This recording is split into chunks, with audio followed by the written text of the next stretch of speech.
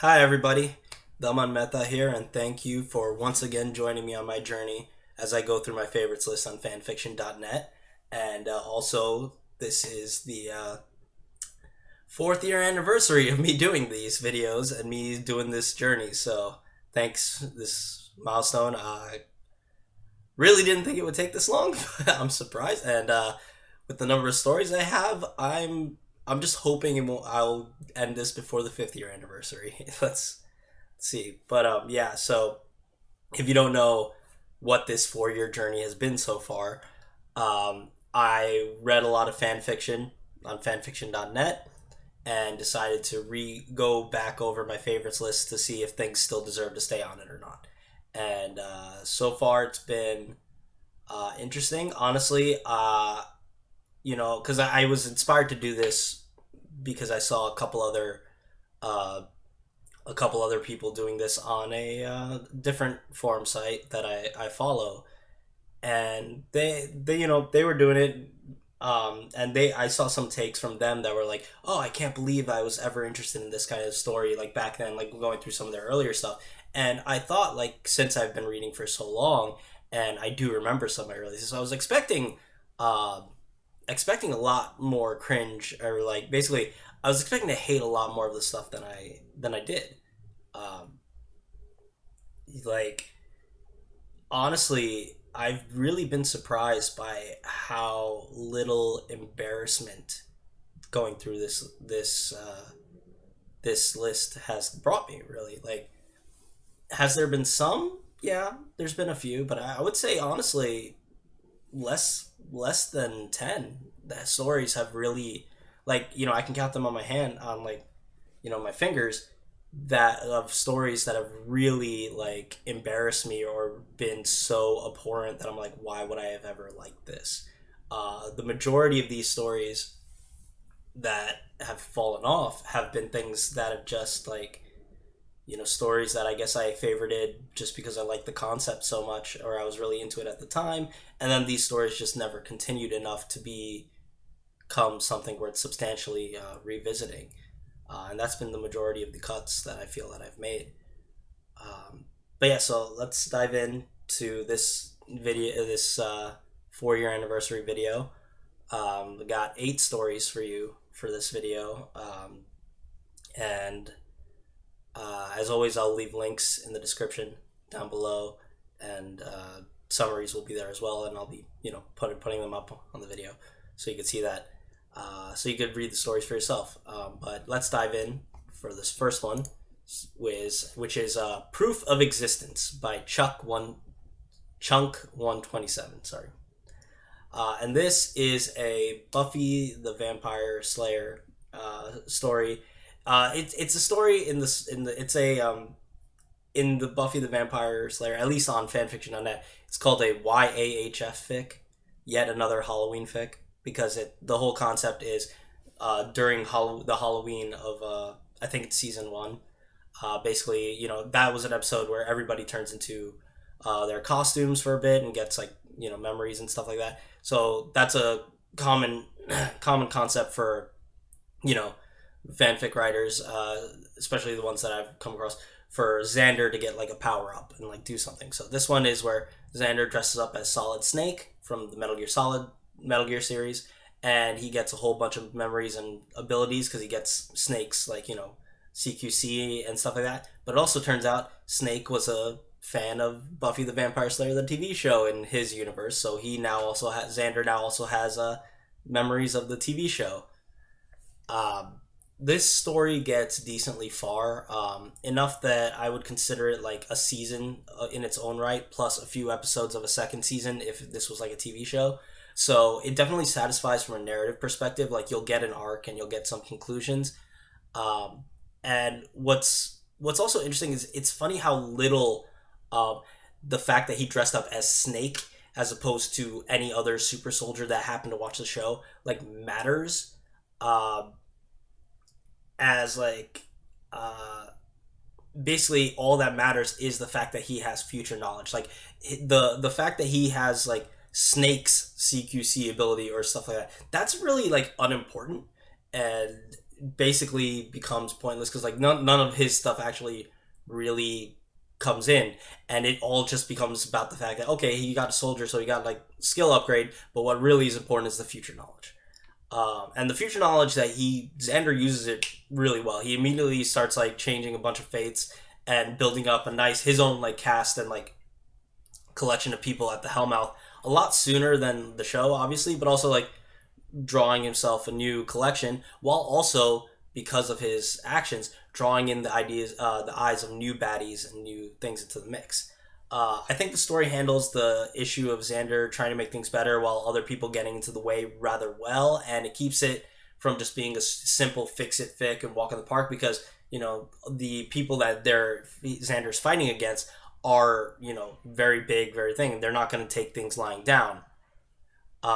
So I found this very entertaining, and if you're looking for yet another Halloween fic, I think you will too. It's going to stay on my list. Next is Harry from Another World by Sprinter 1988. And this is this is a Harry Potter fic that is based on a series of one-shots that was written originally by Rorschach Blot in his Odd Ideas compilation bin, where basically the Order of the Phoenix, something happens to their Harry, and they're getting desperate, so they summon a Harry from another world to do their job for him. And this Harry they summon is a Harry that after the events of canon, basically the world turned on, most of the world turned on them, and like Harry had his friends and stuff, and so they were being besieged by like a bunch of the other countries, and him and his friends were held out at Hogwarts, and then he gets summoned, and eventually what quickly happens is like he ends up agreeing to help them, and then summons his friends to help and also like take the fight to them, and all his friends are now battle hardened war wizards. The feel of this story gives off a very similar vibe to the original one shots, which I love. I love Rorschach Blot a lot. However, these characters are not as brutal as Rorschach Blot's characters were in those one shots. But if you do want some brutality, like the tales that Harry has about what happened to him will give some level of and his friends, like they'll give, if you just want like some little gore and stuff, that'll be there. We do get a bit of action and lead up here as the sheep of the Wizarding World start to learn of the wolves that they now summoned. But the story ends before they really let loose and start just going after all the Death Eaters. Still, there's enough here where we get to see the culture shocks and the thing, and just the mind blows of all the people, as we see like the different versions of like Harry, Susan, Padma, and Parvati, and like everybody who are like so different from how they acted in canon.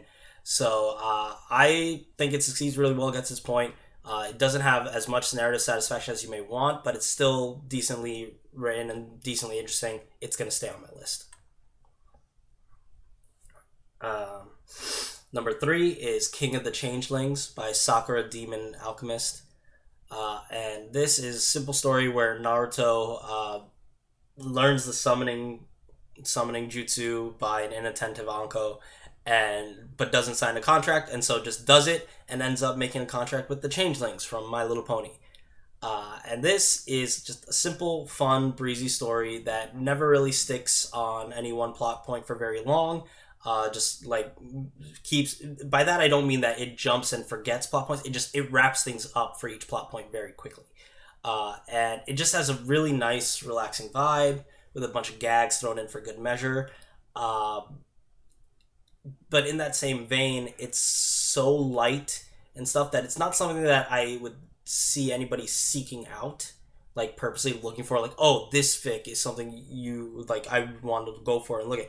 It's more something where it's like, it's like comfort TV or stuff like that, where it's like, if you came across it, I don't mind rereading the whole thing, doing it. It's enjoyable. It's like, it's just something that's nice, lived in, like, comfortable feel that if you came across it, you would have no problem finishing it, but not something you would ever think to look for.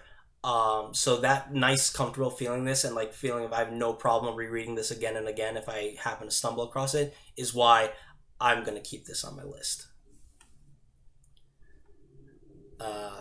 Moving on now is A Tale of Souls, Swords, End by Backwards Hazards.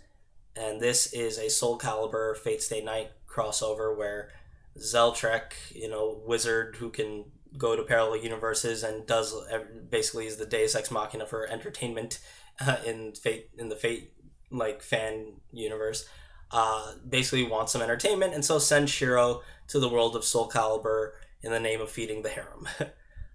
The premise is fine, but the problem is the story doesn't get very far, and the humor isn't enough for just the small bits that are there to be enough to stand on their own. Basically, what we have here is it's a premise that I've seen a couple times before, and there's just one there's a better and more satisfying version, which has a finished version of the story. That I've already talked about on my list, and it's called Shiro Emiya Arrow Game Protagonist by Gabriel Blessing. Like, that one is complete. The jokes are, I feel, much funnier, and it's just it's just more satisfying.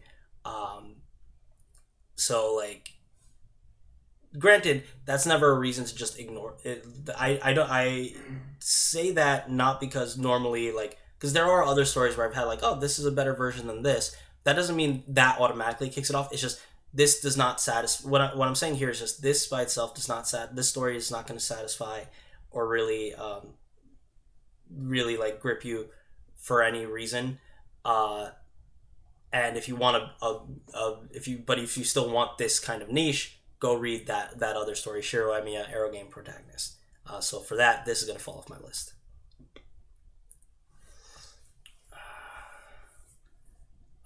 Right, now it's time for Miracle of Zero, Kingdom of the Forsaken by James D. Fox.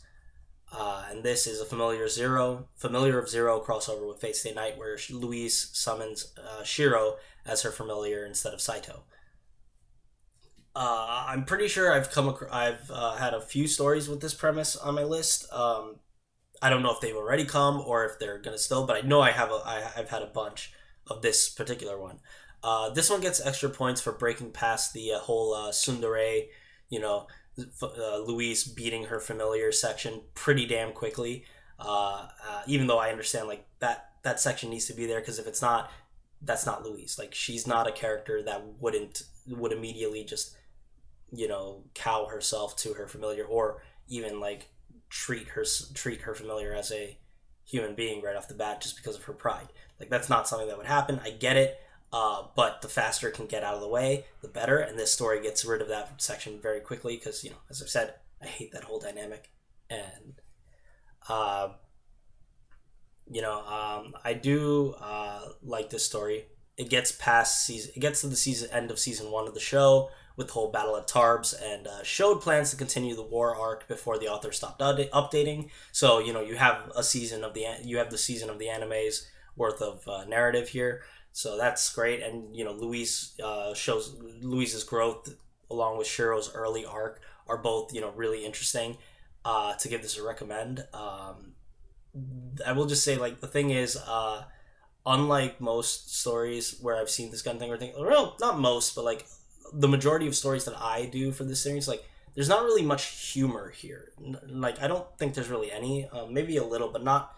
It's not really humor. So just be aware, if you go into the story, it's going to be very dour and self-serious. So if you're looking for more jokes or lighter tone, that's really not going to be here. But I still do give this a recommend, and it's going to stay on my list. Now we have a Sword Art Online Harry Potter crossover with Finding Love by Williams Angel 88. And this is basically Harry was working with Kayaba to make the original Sword Art Online, and while he was doing a dive, ends up getting stuck in SAO, and so Kayaba tries to get him out, and then creates the whole thing. And while that time, Harry's still stuck in the game, and basically becomes a benign figure for the other characters while he deals with his loneliness. This story purely focuses on Harry. So, and it's like him and his struggles with isolation. And, we'll just see scenes where people will occasionally visit him. So the plot goes through this very, very quickly. Like, this story is complete, and it goes through, it's pretty damn short for a story, for one of the stories on my list. But it goes through both the SAO and Alfheim Online arcs. And does come as a complete story. And I think it works well enough as a small character piece. Though the problem I have with it is the main relationship, which is with the two characters listed as under the thing as Harry and Lifa or Suguha. That seems to come really quickly, and I feel like it comes a little out of nowhere. Like, I get it. They like in the Alfheim Online section, they're shown to spend a bit of a lot of time while he's in Alfheim Online together. But like the time period of Alfheim Online is like 2 months ish, whereas like he spent 2 years in SAO and made connections with people there, and he never like fell in love or like even like longed for anybody in that game, but he did in this one. I just like I feel like it's just an okay story that people will be fine with if you came across it. But so like it's the same thing. It's kind of like the same thing with the Changelings one that I just talked about, where it's like if you came across it, I think you'd find it okay. But the difference for me with this and that, because it's not something I don't think you would seek out particularly for either. But the difference here is that I don't see myself wanting to come back to this, or I don't think if I came across it again now a second time, I would finish it. I would just move on. Whereas the Changeling one, I would definitely enjoy more. Part of it could just be the Changeling one is a comedy, and that's a lighter tone and stuff, and I would just feel no problem going this. Whereas this is meant to be more serious and look at like depression and isolation. But just in that vein, personally, like I just think it's one that I don't think you'd seek out, and it's one that I wouldn't want to personally reread, so it's not going to stay on my list. All right, so we got 2 more stories here. So for second to last is Ninja Gagse Narumi by Hysterical Kit. This is one of those. So this is a story where a female Naruto, is an immortal ninja stuck as a 15-year-old and goes to class at Mahora Academy and is part of the class 2A, Negi's class. This story, this is a first chapter. It's not a one-shot. It's the first chapter of what was supposed to be a thing, but like this one chapter gets a lot farther than a lot of Negima stories that I've read. Like this actually gets like the end of the whole Kyoto arc and like everything in one chapter, moves really, really fast. The problem is with that speed comes a lack of meat on the bone, so there's not a lot of nothing really substantial or meaty or interesting to be, like nothing enough to be interesting or funny enough for a reread. So that's what this whole one chapter gets you. And I feel like it falls into the point of what I was talking about in the beginning of stories that were like, interesting premises and interesting starts that just never updated or never continued, and so didn't grow into something worth revisiting multiple times. That's what I feel with this, and it's going to fall off my list. Okay, and the last story for my 4-year anniversary video is Endgame Version R by Kuro Kishi. And here is another Naruto crossover, this time with High School DxD, where, at the start when Rias goes to resurrect Issei from this thing, turns out somebody else was there, a ninja who like also is dying, and she decides to bring him back too. I think this is the first High School DxD list on DxD fic on my list that has come up like in this order. I'm pretty sure there's probably going to be more. If it's not there, but like I know there's more. I just find it interesting that this one doesn't really focus on the harem comedy aspect. This is very much focused on Naruto being a random asshole and just doing stuff. This is a Naruto that's like basically a slight change happens, which I think is like during like the last fight with Madara and stuff. He dies and got like something happened. He, in order to save the world, he sacrificed himself, and they got shunted over to this new reality where he's now like kind of depowered because he doesn't have like chakra and stuff. Well, he has some of it, but he's very weak, And it's interesting how he deals with that and wants to like isolate himself, but his natural optimism and charisma and Rias like keep drawing him in and keep him from just being so separate. Uh, and sarcastic asshole Naruto is like super fun to watch. Seeing him deal with not being able to like just become super like amazing and just have to pull out tricks and do a lot more sneaky stuff instead of just one trick pony Naruto where everything's just Kage Bunshin is super fun. I enjoy this a lot. Like I said, I love caustic, sarcastic asshole Naruto and how he works and deals with all the people in this story. I really just enjoyed this a lot. Again, I feel it's more from the comedy perspective where it's like it doesn't get super far. I don't even think it finishes the Excalibur arc, but it still is really enjoyable for me to read, and it's going to stay on my list. So there we go. 8 more stories I've now read. So 4-year anniversary fan fiction status time.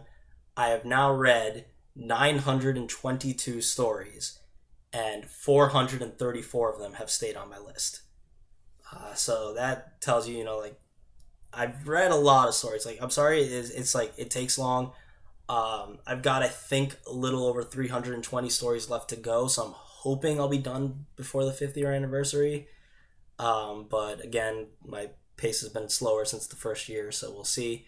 But yeah, as always, links are in the description. So if you want to read these stories for yourself and then tell me my taste or my, I'm completely wrong about any of these, feel free. Links also to my fanfiction.net profile, my what else? The forum where I also post these in written form, as well as playlist if you want to see these from the beginning. But yeah, thank you so much for watching, and I will see you guys for another year of reading these stories. Take care.